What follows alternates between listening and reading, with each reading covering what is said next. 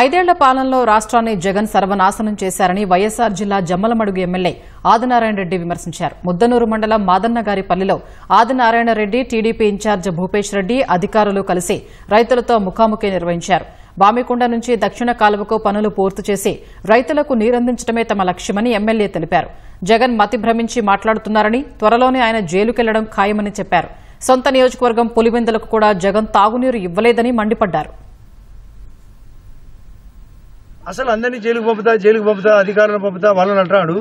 ఆయనకు ఎన్ని సిబిఐ కేసులు, ఎన్ని ఈడీ కేసులు ఉన్నాయి? ఇన్ని కేసులు ఉండే వ్యక్తి ముందు అతను బయటకు వచ్చే కదా. ఏదో ఒక సామెత ఉంది, ఒక ఆయన నేను లేస్తే తంతా అని లేపినారంట. స్విచ్ రెండు కాళ్ళు లేవు. ఇది తనేది లేదు, ఇది సచ్చేది లేదు.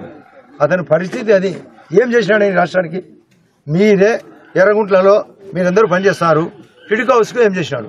ఎర్రగుంట్లలో తన జగనన్న కాలనీకి ఏం చేసినాడు? ఎర్రగుంటలో తాగునీళ్ళు ఏం పట్టించుకున్నాడు? ఎర్రగుంటలో కాలేజీలు 3 కాలేజీలు ఉంటే వాళ్ళ బిల్డింగ్లు ఏం పట్టించుకున్నాడు?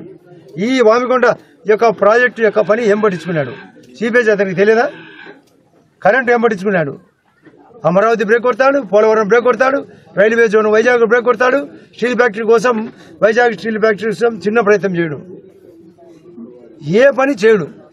ఏదో నేను వస్తాను, నేను పుడుచా, నువ్వు 30 ఏళ్ళు పాలించాలంటే మేము 30 తరాలు పాలించాలని ఉన్నాం మీ కూటమి తరఫున.